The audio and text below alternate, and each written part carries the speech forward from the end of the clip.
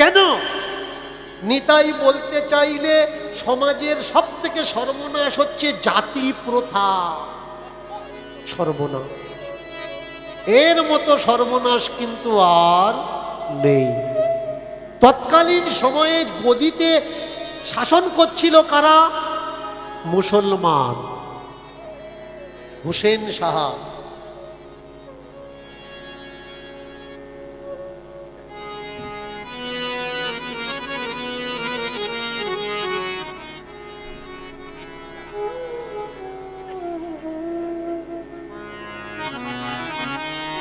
আমি অনুরোধ করব, করো জোরে, শুনবেন আমার কথাগুলো মন দিয়ে। অনেক ঝড়, অনেক কাঁটার রাস্তা মাড়িয়ে আমি আপনাদের জন্য পথ তৈরি করছি, যাতে সহজ সরল পথে আপনারা চলতে পারেন। আমি বাইরের কেউ নয়, আমি আপনাদের ঘরের ছেলে, আপনার দাদা, আপনার কাকা, আপনার ভাই। আপনারা অনেক বয়স জ্যেষ্ঠ, আপনারা আমার বাপ বয়সী, দাদার বয়সী, কাকার বয়সী, জ্যাঠামশার বয়সী। এই জায়গায় এসে প্রণাম করবেন না, অপরাধ নেবেন না, অপরাধ দেবেন না। এই সমাজ থেকে কুপ্রথাগুলো তুলে ফেলার চেষ্টা করুন। আপনাদের থেকে আমাদের বয়স অনেক কম, হয়তো দুটো বই পড়েছি, পড়ে ভালো ভালো কথা শিখেছি, তার মানে এই নয় যে আমার বাপ বয়সী লোক এসে এখানে প্রণাম করবে। গান যদি ভালো লেগে থাকে, কথা যদি ভালো লেগে থাকে, আমার বিচার আপনারা গ্রহণ করুন, এতেই আমি ধন্য হব।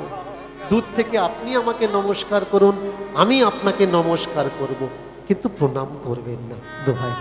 আর এখানে যারা প্রণাম করে প্রণামীর টাকাটা দিচ্ছেন, এই প্রথাটাকে ভাঙার চেষ্টা করুন। প্রণামী টাকাটা এখানে দেবেন না। কাদেরকে দেবেন? যে কমিটি এই ব্যবস্থাপনা তৈরি করেছে, এই অনুষ্ঠান চালাচ্ছে, এই অনুষ্ঠানে আমাদের মতো শিল্পীদের যারা নিয়ে আসে, 10টা টাকা যদি আপনার দিতে হয় তাদের ঝুলিতে দিন, এই অনুষ্ঠানটা মজবুত হবে। আমাদের দেবেন না, কারণ আমরা তো একটা টাকা রফা করে আসছি, আবার আমাদের দেবেন কেন? এদের থেকে টাকা নিলাম, আপনাদের থেকে টাকা নিলাম, তাহলে একটা দস্যু ডাকাতের সঙ্গে আমাদের তফাৎ কোন জায়গায় হয়? এটা করবেন না দোহাই। যদি সত্যিই দিতে হয় কমিটির হাতে তুলে দেবেন। আর আপনি যদি মনে করেন যে না বাবা আমি আপনাকে প্রণাম করব, হ্যাঁ আপনি আমাকে প্রণাম করুন, কিন্তু আপনাকে প্রণাম করার জন্য আমাকেও একটা সুযোগ দেবেন। আপনি যেমন আমার পায়ে হাত দিয়ে প্রণাম করছেন, তেমনি যেন আমি আপনার পায়ে হাত দিয়ে প্রণাম করতে পারি। প্রেম সে নিতাই গৌর হরি। প্রয়োগ আমরা না জানি তো তাদের কপাল থেকে দুঃখ যাবে না। আজকের যার লেখনী এবং স্পিচ দিয়ে এই অনুষ্ঠান শুরু করানো হলো, আমাকে বলা হলো আমি বাংলা তথা ভারতবর্ষের প্রতিবাদী মুখ। এর জন্য তাদের অজস্র ধন্যবাদ, কোটি কোটি নমন। কিন্তু এতে আমার কোনো রকম কোনো অংশ নেই। আমি প্রতিবাদী মুখ নই, আমি সত্যের দিশারির আলোর মুখ।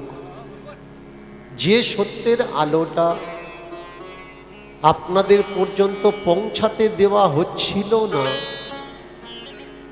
কোনো কিছু একটা দিবার কাপড় দ্বারা রোধ করা হয়েছিল। আকাশে চন্দ্র থাকে, সূর্য থাকে, মেঘ যেমন আচ্ছাদন করে রাখে, পৃথিবীর মানুষ মেঘ মাঝখানে থাকার জন্যে চন্দ্র সূর্যকে দেখতে পায় না, তেমনি প্রকৃত যে সত্য, সেই সত্য আজকের কুসংস্কার যুক্ত সিদ্ধান্তের ধর্ম মতপথের জন্যে আমাদের কাছে পৌঁছাতে পারছে না। সেই অপসংস্কার সংস্কৃতির মেঘ সরিয়ে দিয়ে গ্রামে গঞ্জে শহরে অলিতে গলিতে ছুটে গিয়ে আমি শুধু আপনাদের জানানোর চেষ্টা করছি, মিথ্যা নয়, সত্যকে গ্রহণ করুন। আর এই সংগ্রাম আমার নয়, আমার আগে যারা করে রেখে গেছেন তাদের কথা যারা জানে না, আমি শুধু তুলে ধরি মাত্র।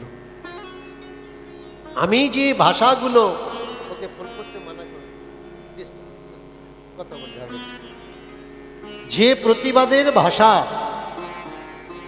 আমি তুলে ধরছি, এগুলো প্রতিবাদের ভাষা নয়, এগুলো আমার মহাপ্রভুর কথা, আমার দাদা নিতাই চাঁদের কথা। শুধু ইতিহাসে এই কথাগুলো গোপন করা হলো।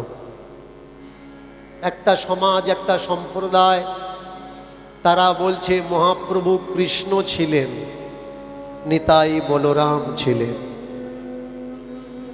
কিন্তু সত্য ইতিহাস বলছে না, তারা রক্ত মাংসে মানুষ ছিলেন।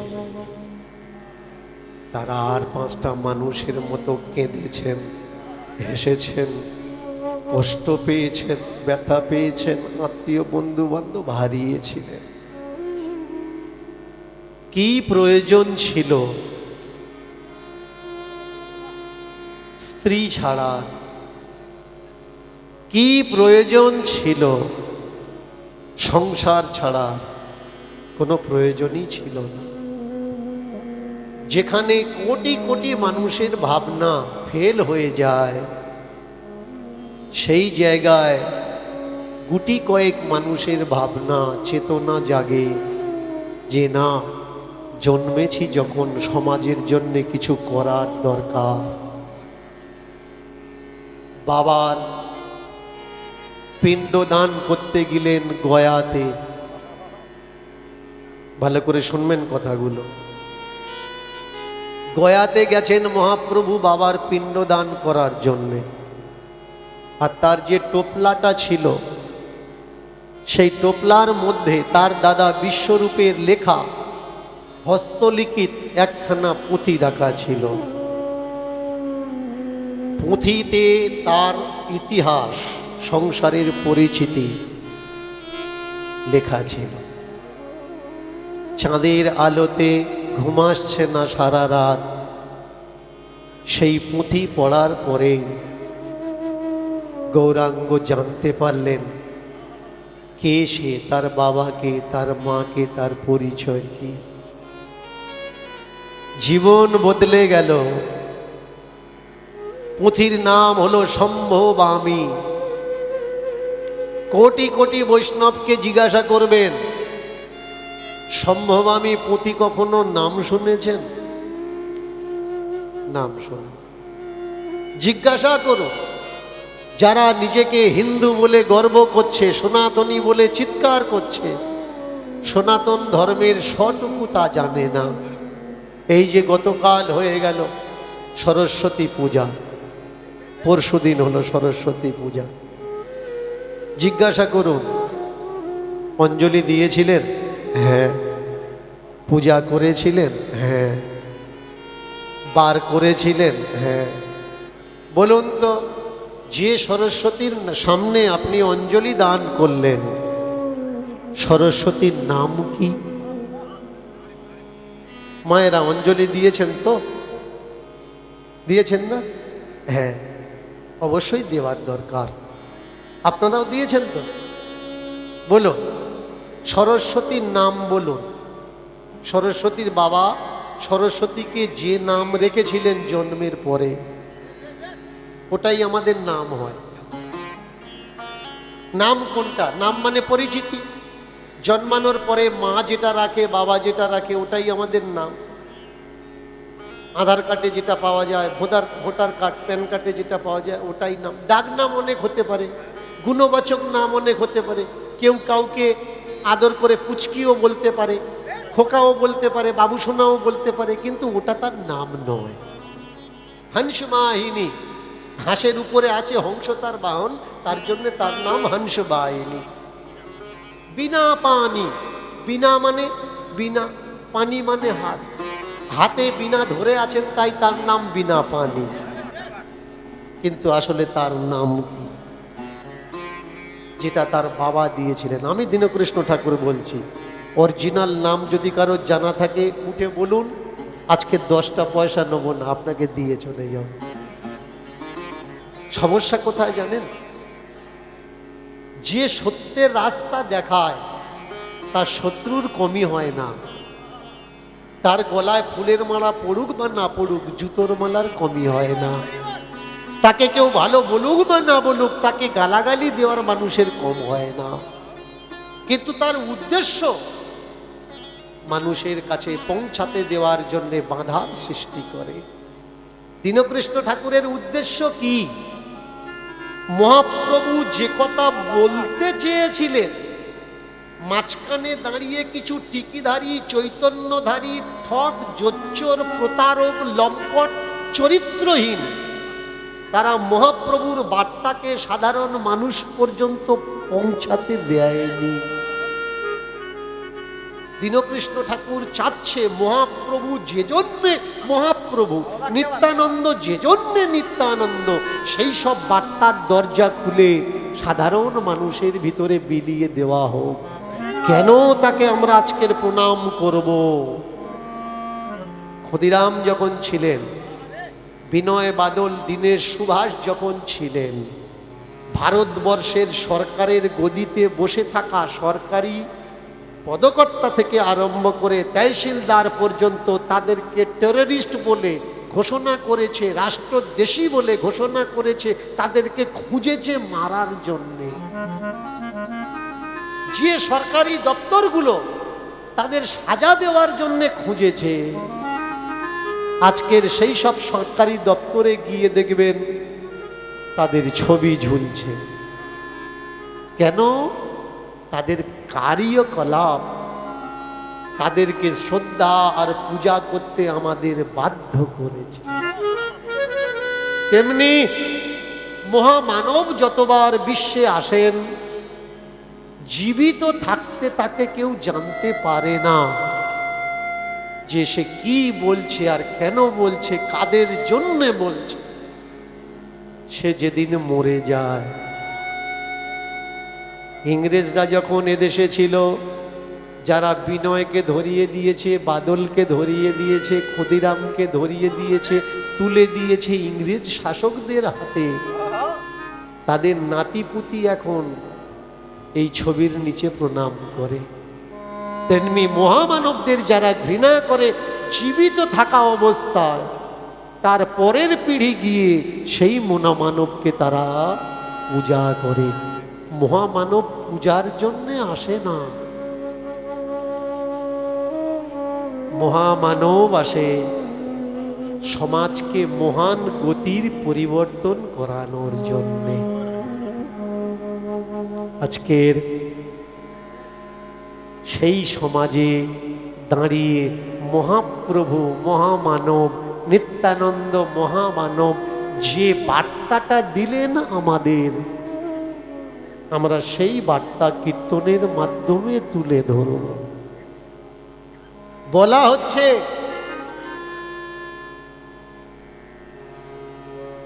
সংসারে গিয়ে, এই যে শুনতে পাচ্ছ, এদিকে তাকাও, এদিকে এদিকে, যা খুশি করো করো, মাসে 2টো করে একাদশী করো। অনেক পাপ তো করেছে, অনেক অন্যায় করেছ, মাসে 2টো করে একাদশী করো। তুলসীর মালাটা গলায় রেখো, তিলক সেবা করো যদি পারো, সম্ভব হয়। মালা কিন্তু যেন গলায় থাকে, আর মাসে 2টো করে একাদশী করো। তাহলে হবে কি? মৃত্যুর পরে স্বয়ং গোবিন্দ তোমাকে বৈকুণ্ঠে নিয়ে যাওয়ার জন্যে আসবে। আর এই কথা শোনার পর টেপা টেপি, বোঁচা বুচি, ঠাম্মা দিদিমা, কর একাদশী কর। স্বর্গে যাওয়ার লোভ কে ছাড়তে পারে? একাদশী কর। একাদশীর ডিটেলস, বায়োডাটা জিজ্ঞেস করবে। একাদশীর এও জানে না, সও জানে না, দোষীও জানে না। প্রথম জিজ্ঞাসা করলাম সরস্বতীর নাম কি, দ্বিতীয়বার আবার জিজ্ঞাসা করছি, বলুন মা একাদশীর নাম কি? মায়েরা একাদশী করেন তো? কি একাদশী করেন তো? ঠান্ডা পড়েছে, তোমাদের মতো যদি আমি হাত পা হেলানো বন্ধ করি আর এরকম করে চাদর গায়ে দিয়ে গান করি, গান ভালো লাগবে না। যদি গান শুনতে হয়, গান আমাকে গাইয়ে নিতে হবে। গরু দুধ দেয় না, কিন্তু দুয়ে নিতে হয়। কতটা দুইবেন আপনাদের উপরে নির্ভর করে। বললে হবে না আমি দিইনি, আমার থেকে বের করে নিতে হবে। যখন দেবো না টেনে নিতে হয়, দেখবেন না দিলেও বেরুচ্ছে। একটু সায় দেওয়া লাগবে, হু হ্যাঁ দেওয়া লাগবে। কেউ যদি গল্প বলে হু হ্যাঁ দিতে হবে, তবে গল্প শুনেও মজা, বলেও মজা। আর যদি হু হ্যাঁ সায় না দেয়, না তো শুনে মজা, না তো বলে। তাহলে একাদশী করেন? করেন তো? বলুন একাদশীর অরিজিনাল নাম কি?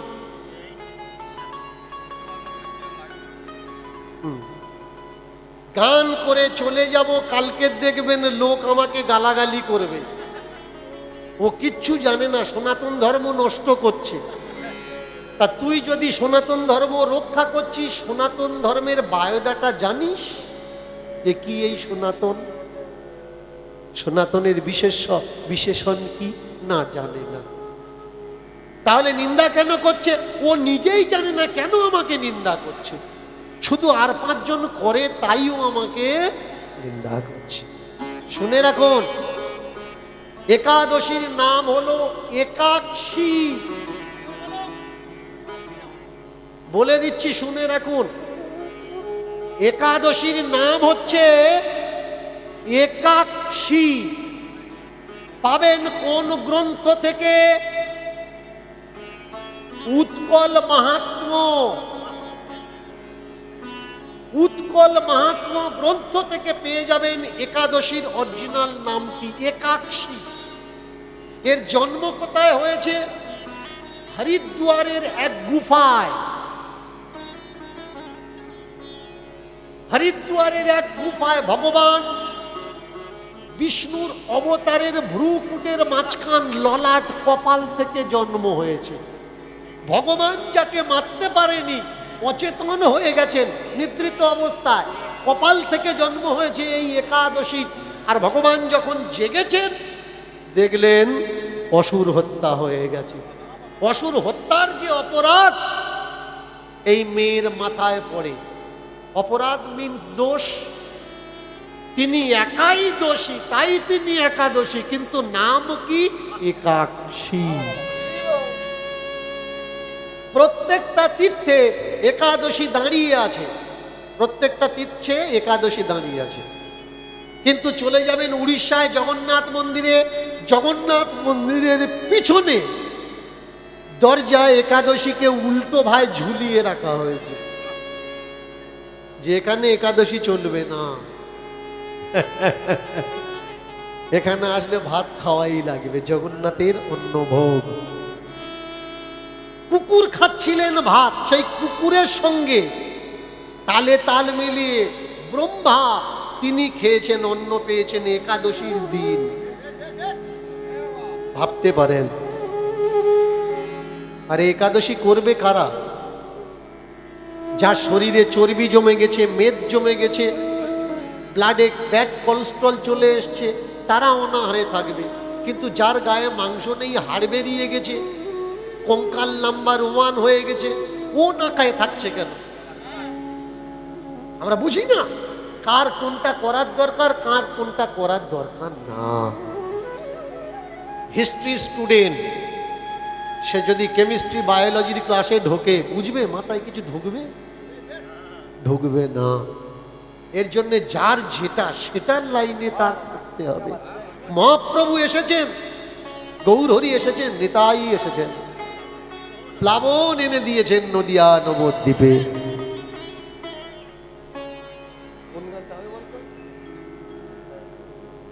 এসেছেন কারা? এসেছেন নিতাই, এসেছেন গৌর। আর এলো বলে আমাদের অন্ধকার ভাগ্য কাশে তারা এলো, চাঁদও এলো।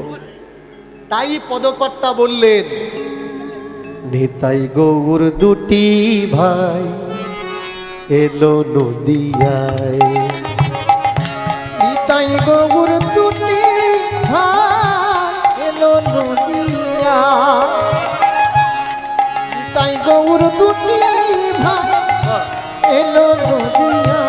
নিতাই গৌর দুটি ভাই এলো নদিয়ায়। নিতাই গৌর দুটি ভাই এলো নদিয়া। হরি নামের বন্যা এলো, নামের ঝুড়ি মাথায় পেল। হরি নামের বন্যা এলো, নামের ঝুড়ি মাথায় নিল। দারে দারে নাম বিলালো, দারে দারে নাম বিলালো, দিল সবার না।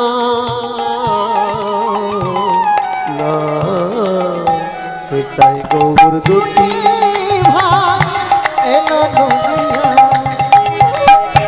নিতাই গৌর দুটি ভাই এলো নদিয়া। নিতাই গৌর দুটি ভাই এলো নদিয়া।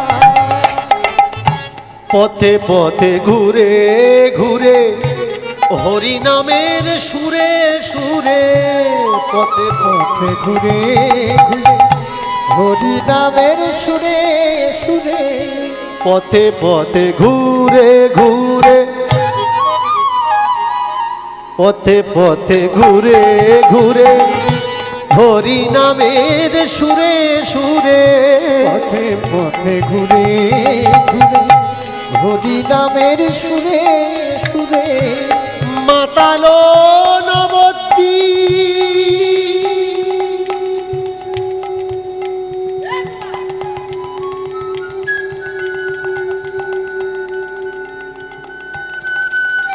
এই দুনিয়া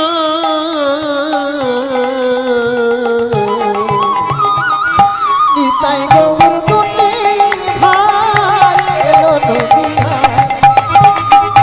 নিতাই গৌর দুটি ভাই এলো নদিয়া। নিতাই গৌর দুটি ভাই এলো নদিয়া। হায় হায় হায়, কি দিন তারা নিয়ে এলো, জাতি প্রথা ভেঙে দিল। কি দিন তারা, কি দিন তারা, কি দিন তারা নিয়ে এলো, জাতি প্রথা ভেঙে দিল। কিবা মুচি কিবা হাড়ি, কিবা বামুন ভাই, কিবা বাহারি কিবা ভাই রে।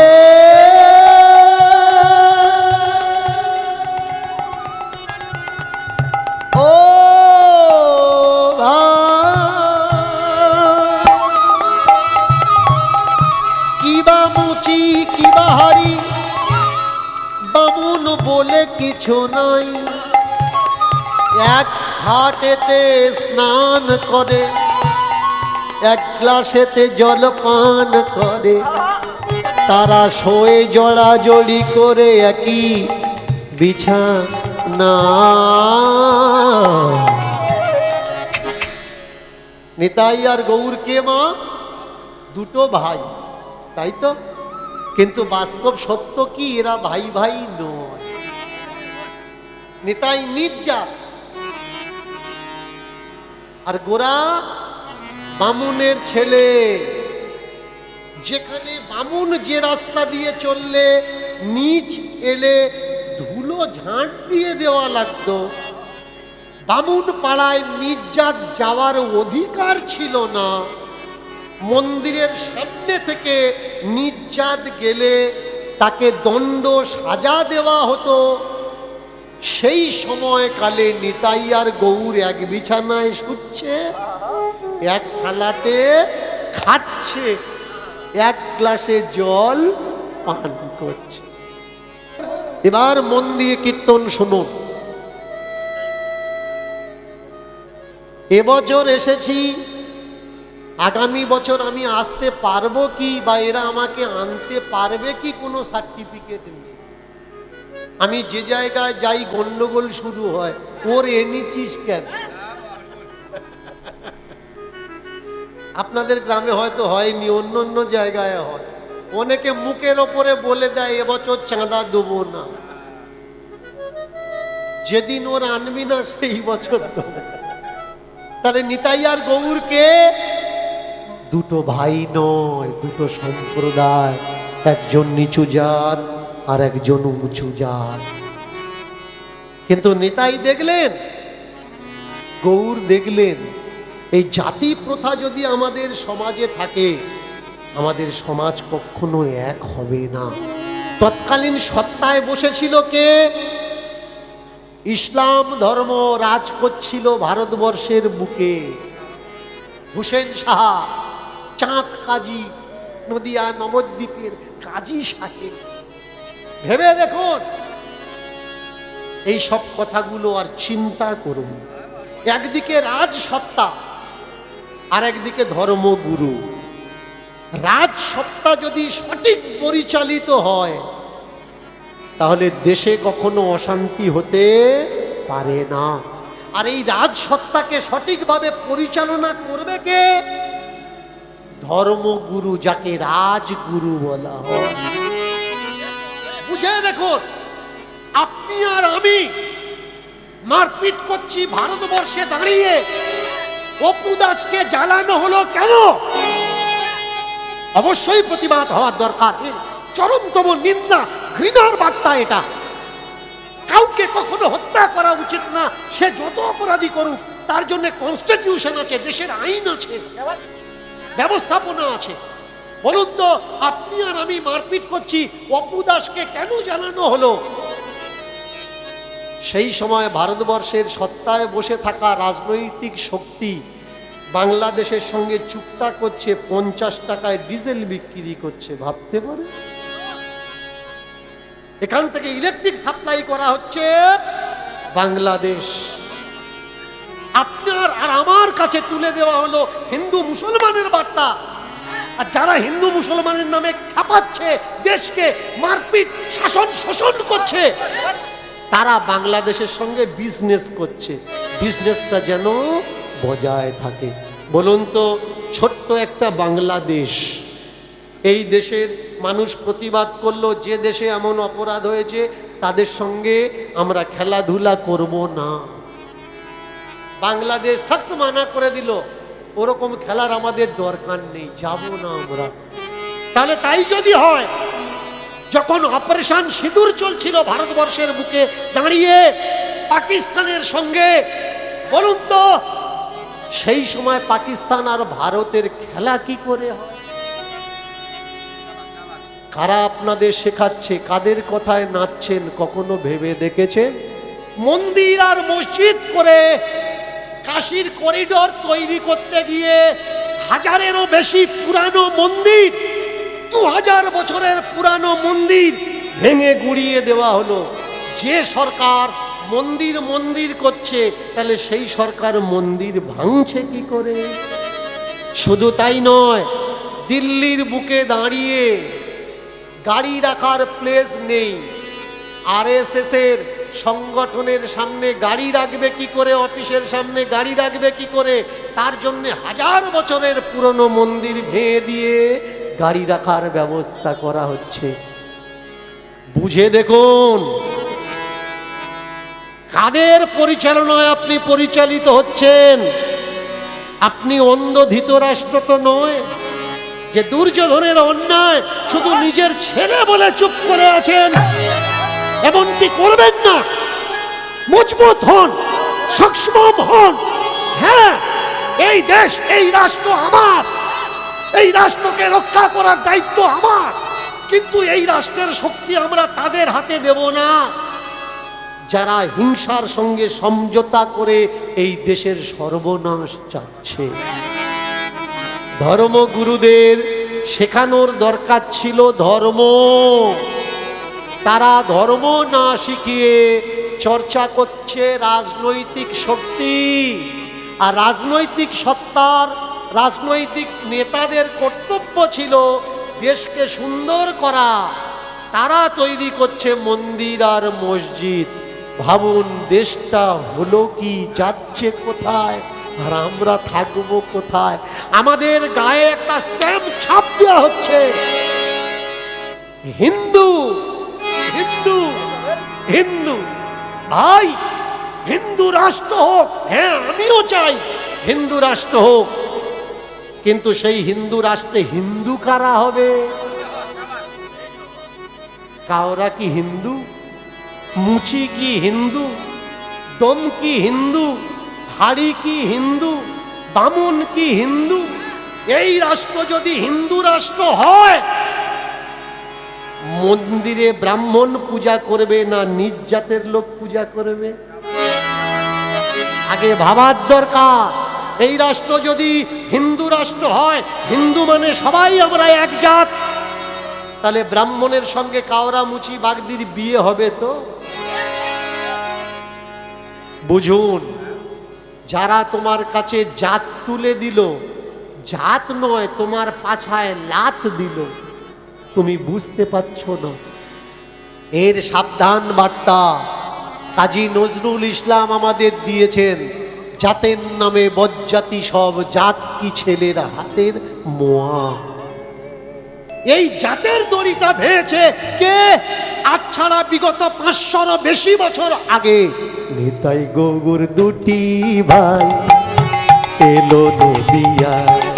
হরি হরি বল, হরি বল। নিতাই গৌর দুটি ভাই এলো নদিয়া।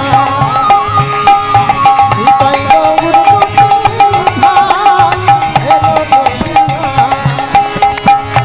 নিতাই গৌর দুটি ভাই এলো নদিয়া।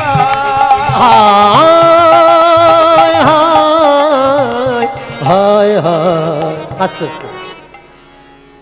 আমি কটা কথা না বললেই নয়, মন দিয়ে শুনবেন।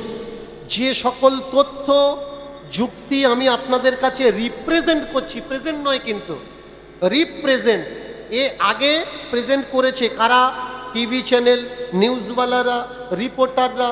ভারতের কনস্টিটিউশনের নিয়মের লঙ্ঘন হচ্ছে তাই তারা বলেছে। তাদের কথাগুলো আমি হরিনামের মাধ্যমে তুলে ধরছি। এগুলো আমার কথা বা আমার উক্তি নয়। রাগ আমার উপরে করবেন না, রাগ তাদের উপরে করুন দেশের সঙ্গে যারা ছেড়ছাড় করছে। আসুন একসঙ্গে আমরা গাই। নিতাই গৌর দুটি ভাই এলো। নিতাই গৌর দুটি ভাই এলো উলুধ্বনি মার, উলুধ্বনি। নিতাই গৌর দুটি ভাই হরিধ্বনি, হরিধ্বনি। নিতাই গৌর দুটি ভাই এলো নদিয়া। চাঁদের হাটে চাঁদের মেলায়, চাঁদের হাটে চাঁদের মেলায়, ভাগ্য কাশে হায় হায় হায় হায়। নিতাই গৌর দুটি ভাই এলো নদিয়া। নিতাই গৌর দুটি ভাই এলো নদিয়া। নিতাই গৌর দুটি ভাই এলো নদিয়া। নিতাই গৌর দুটি ভাই এলো নদিয়া। তোরা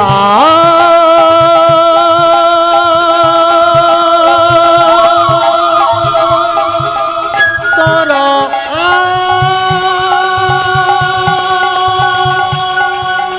তোরা নদিয়া, এই নদিয়ায়, এই নদী আয় প্রেম সে।